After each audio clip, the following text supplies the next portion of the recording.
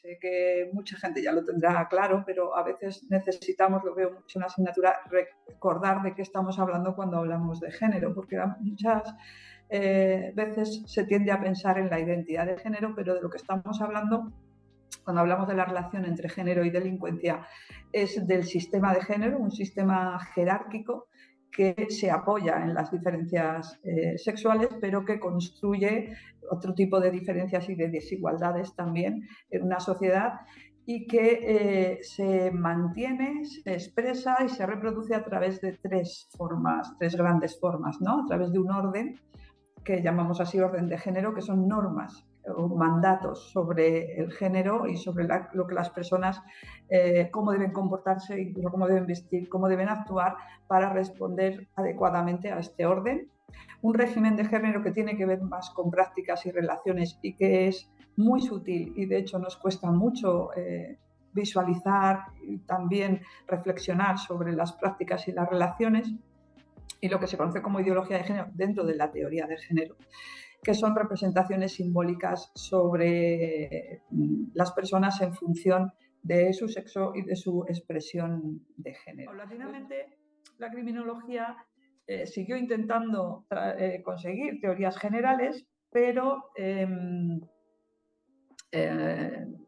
pronto se dieron cuenta algunos autores que explicar la delincuencia y explicar el delito a veces requiere de propuestas y de digamos, procesos distintos. Y entonces aparecieron teorías bastante generales, sí, pero unas dirigidas a entender por qué algunas personas delinquen y otras entender por qué ocurren los delitos, dónde ocurren, cómo ocurren, ¿no? En qué momentos ocurren y qué podemos hacer al respecto.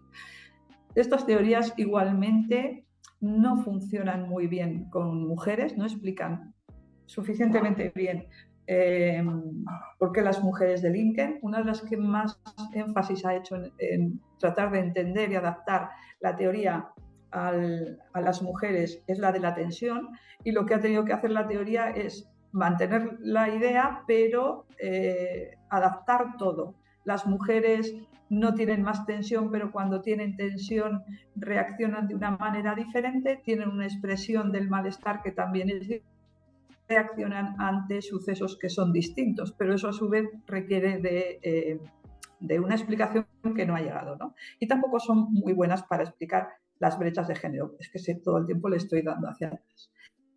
La tecnología, o sea, no solo es que en la delincuencia evidentemente hay algo que tiene que ver con el género que hace que exista esta brecha, sino que la propia criminología, cuando ha tratado de explicar la delincuencia, ha sido pues marcada por el género, que ha dado una imagen negativa de las mujeres porque no delinquen y una imagen terrible de las mujeres cuando delinquen.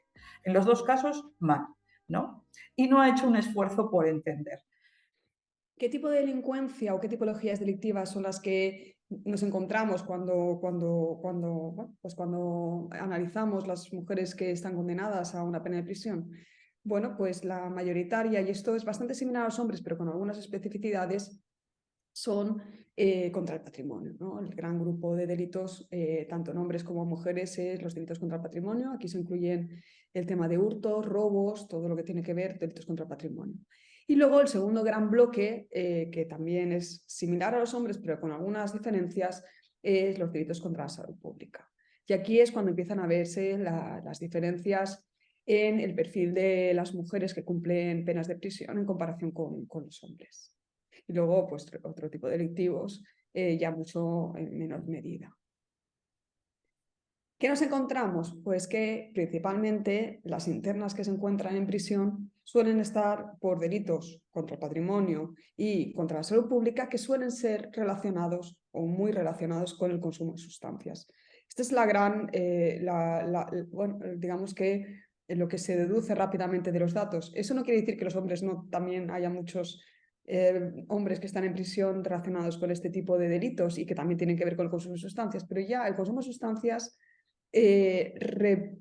sobresale y de manera marcada en comparación con la población masculina en las mujeres que cometen delitos. O sea, es un factor de riesgo que se ha visto, obviamente, en el inicio de las carreras criminales, en el mantenimiento, ¿no? Y en las dificultades para desistir de esas carreras criminales, pero en las mujeres comienza a tomar un papel muy relevante y de hecho representa, o sea, estas dos tipologías representan el 70% de los delitos que comete la población, o sea, el 70% de la población penitenciaria femenina comete delitos relacionados prácticamente con el consumo de sustancias. Vemos también lo que hemos visto también en el caso del perfil de mujeres en prisión, pero que aquí se ponía como más relevante, que hay muchas dificultades en el tema del empleo, hay más desempleo en el caso de mujeres que tienen este tipo de medidas alternativas a la prisión. Vemos que las mujeres recurren en mayor medida a la economía sumergida para obtener algún tipo de ingresos, que, como hemos visto en prisión, también se vuelve sistemáticamente a repetir esta tendencia, este hecho, ¿no? Porque es un factor de riesgo, que las mujeres tienen mayores cargas económicas, ¿no? Como veíamos en prisión, el tema de los menores a su cargo es muy importante y que tienen muchas dificultades para llegar a final de mes, mucho más que los hombres que también tienen este tipo de medidas. En el caso de las mujeres es mucho más acuciante esta necesidad y que además las mujeres, como hemos visto en el caso de prisión, pero aquí también se volvía a manifestar, cuentan en menor medida con el apoyo de su familia y con apoyo social o comunitario. Es decir, que son mujeres con más necesidades económicas, con muchas más cargas familiares y, en el caso de mujeres que hemos visto, ¿no? Con todas estas vivencias, estas experiencias traumáticas, pero que a la vez no tienen esos recursos, ese apoyo familiar, ese apoyo social, ese apoyo comunitario.